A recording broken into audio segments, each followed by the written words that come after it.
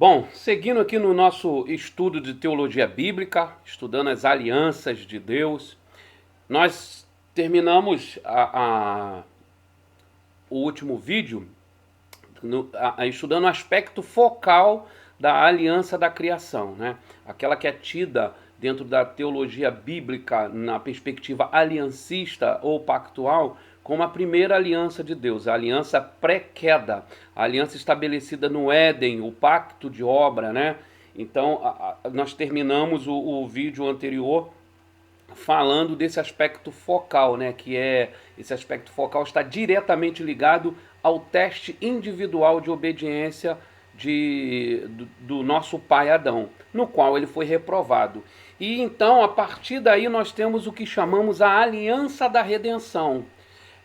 Essa aliança da redenção, ela é o unificador de todas as demais alianças, onde nós vamos entender na perspectiva aliancista ou pactual, uma única aliança no seu aspecto de unidade e uma diversidade à medida que ela vai se desenvolvendo e trazendo novos elementos, novas perspectivas. Então essa aliança da redenção, nela está contida a aliança do começo firmada com Adão, a aliança da preservação firmada com Noé, a aliança da promessa firmada com Abraão, a aliança da lei firmada com Moisés, a aliança do reino firmada com Davi e, por último, a aliança da consumação revelada em Cristo Jesus, né? Na obra redentora e definitiva de Cristo Jesus.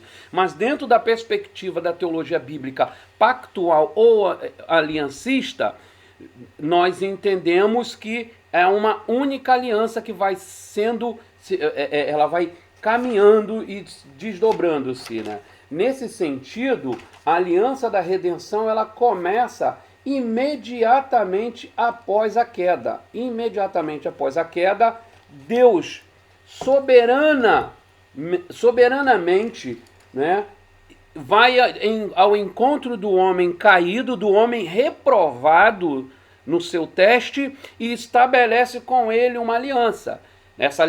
No estabelecimento dessa aliança, desse plano redentor, há o juízo de Deus, mas o Deus entra em aliança com o homem. Deus promete a redenção, né? A aliança da redenção, ela é imediatamente estabelecida em conjunção com o fracasso do homem sob a aliança da criação, né?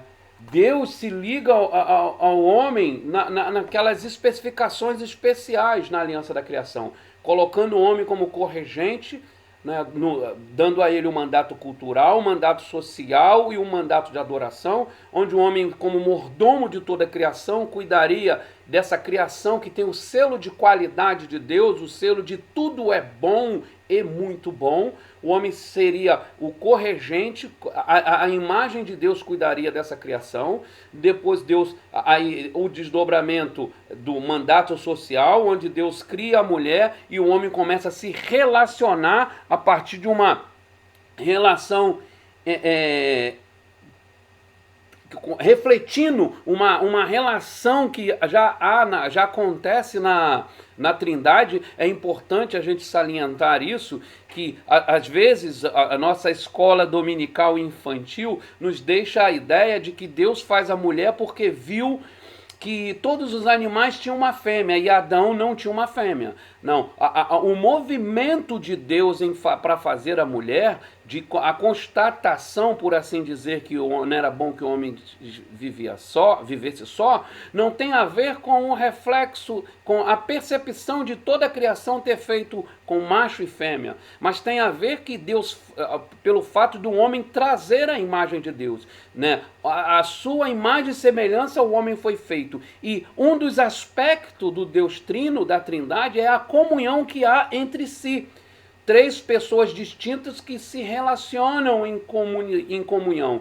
Então, quando Deus olha para aquela obra das suas mãos, o homem, sua imagem e semelhança, a percepção dessa solidão não tem a ver em ver o animal com a sua fêmea, mas pelo olhar do Deus Trino, ele fala, nós somos trino, nos relacionamos. Então aquele que é criado a nossa imagem e semelhança, ele também tem que ser relacional, e essa relação tem que ser com um semelhante.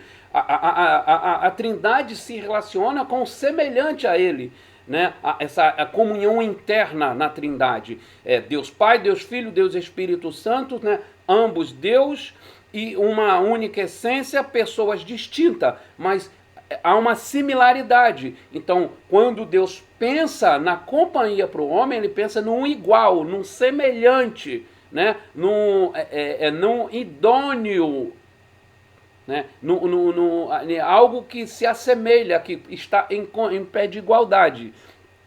Então, por isso que diz, lhe farei uma adjuntora que lhe seja idônea. Essa idoneidade nesse aspecto ali no livro de Gênesis não tem a ver com aquele sentido, aquela conotação que nós hoje damos à idoneidade, que tem a ver com o ato, a sua expressão moral e ética na sociedade. Não, ali idoneidade tem a ver com equiparação, né? Em pé de igualdade, né? Ainda que na criação haja esse aspecto de complementariedade que é negado hoje pelos proponentes da ideologia de gênero, né? Uma das coisas que são que lutam para desconstruir é a ideia da complementariedade entre o homem e a mulher. Isso está muito impregnado no discurso feminista e dos ideólogos de gênero.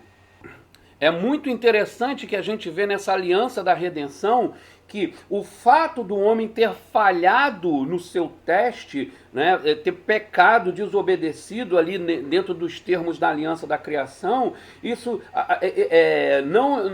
não terminou, não impediu que Deus não afastou definitivamente o cuidado o plano de Deus de se relacionar intimamente com a sua criação, especialmente com o homem, né? O relacionamento de Deus com a sua criatura não terminou com o pecado do homem. A maravilha do caráter gracioso do Criador manifesta imediatamente. Imediatamente a queda, imediatamente a desobediência, o homem foge de Deus e Deus vai a seu encontro. Deus vai buscá-lo, Deus vai se mostrar a ele como aquele que cuida, se preocupa.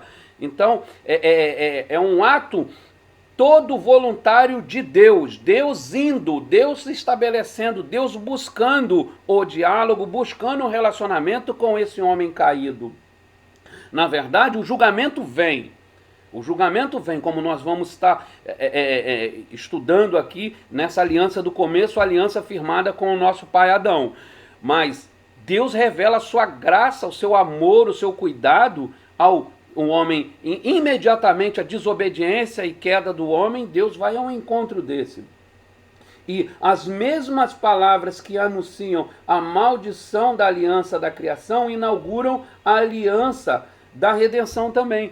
No mesmo momento, no ato ali, né, o capítulo chave, ali, o capítulo 3, em que o Senhor infere as palavras de juízo, maldita seja a terra, maldita seja a serpente, né, ele coloca diante do homem o peso que será o trabalhar, o arar a terra, ele, né, coloca diante da mulher que essa terá dores, mas nesse mesmo contexto, nesse mesmo momento, o Senhor anuncia a promessa de redenção, ao apontar o nascido de mulher como aquele que venceria, pisaria, esmagaria, como já fora feito, a cabeça da serpente, ainda que esta o feriria. É muito claro, né, quando a gente começa a estudar a aliança da redenção, né, em seus vários aspectos, a começar com Adão até Jesus Cristo, que o movimento no plano redentor de Deus é de restabelecer o homem à sua condição primeira, devolver a sua humanidade deformada pela queda. E não só devolver, restaurar essa humanidade caída, a semelhança do homem perfeito Jesus Cristo, mas restaurar-lhes a bênção, né, de uma terra perfeita, de uma criação perfeita e harmoniosa em todos os seus aspectos. Por isso a promessa de novos céus e nova terra e novo homem. né? A nossa visão evangelical, de maneira geral, ela é muito reducionista. Nós pensamos muito nessa redenção do homem, mas nós temos aprendido dentro da teologia bíblica, no conhecimento mais amplo da Bíblia em si, que a redenção, o plano redentor de Deus, ele abarca toda a sua criação. E o que sinaliza que as bênçãos originalmente não alcançadas pelo homem na aliança da criação, essas bênçãos serão alcançadas pelo homem a partir da obediência de Jesus Cristo, que nos justificou e nos fará desfrutar dessas bênçãos pela sua obra. Nós podemos observar, agora nessa aliança da redenção, que sim, há uma superposição, né, das administrações, da responsabilidade do homem. Né? Apesar do homem ter falhado na aliança da criação, a partir da aliança da redenção, o homem continua com aquela responsabilidade de ser mordomo da criação, o mandato cultural continua, o mandato social continua e o mandato de adoração continua. Continua o homem tendo a responsabilidade de dominar, e submeter a semelhança de Deus toda a criação, se relacionar à semelhança de Deus com os seus iguais e conduzir todos a uma adoração. Então, esses aspectos da aliança da criação, eles permanecem, né, a partir da aliança da redenção. Não temos mais o teste particular, essa prova não está mais presente. Todavia, o homem ainda continua responsável no sentido de consagrar toda a criação ao Criador. O casamento, o trabalho e a ordenança do sábado continuam como as principais responsabilidades do homem, a despeito do seu caráter caído, né? Lembrando essa questão do sábado, nós falamos muito, né, sobre ela dentro da aliança da criação, no aspecto geral dessa aliança da criação, o sábado como um princípio e não necessariamente um dia, porque nós observamos, aprendemos ali que o sábado você tem ele no aspecto de um dia, você tem ele no aspecto de um ano e você tem ele no aspecto no ano do jubileu após os 50 anos, nos 50 anos de trabalho. Então é percebido claramente a ideia de um princípio, de um descanso que tipifica o descanso eterno garantido por nosso Senhor na nova aliança. O restante da história da humanidade, ela encontra as suas estipulações, a chave da sua estipulação, feitas por Deus sob a aliança original de redenção. Então, na primeira, né, quando o Senhor celebra com Adão a aliança do começo, ali você já tem a chave. A chave está ali, que é o que a gente chama ali, por exemplo, do proto-evangelho, no Gênesis 3, que é quando o Senhor fala que o nascido de mulher pisará a cabeça da serpente. E ao longo, na medida em que a história se desenrola, torna-se manifestas as implicações mais completas dessa aliança da redenção.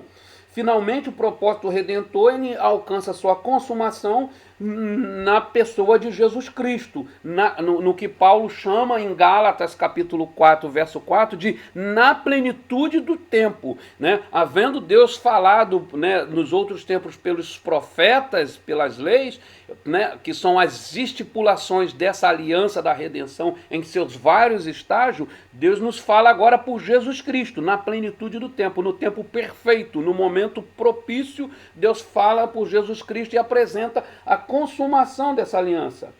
O propósito unificado da aliança da redenção une num todo a manifestação gradual dos vários aspectos desse único pacto. Ao mesmo tempo que o desenrolar da história manifesta claramente que essas alianças, não obstante serem uma, não obstante terem o seu fio condutor que as unifica e torna elas uma unidade, elas têm os seus aspectos e administrações, e no seu aspecto e na sua administração, diversidade. É aquilo que nós estudamos nos primeiros vídeos, na natureza da aliança. Então, dentro da natureza da aliança, nós estudamos, né, a sua extensão, a sua unidade e estudamos também a sua diversidade.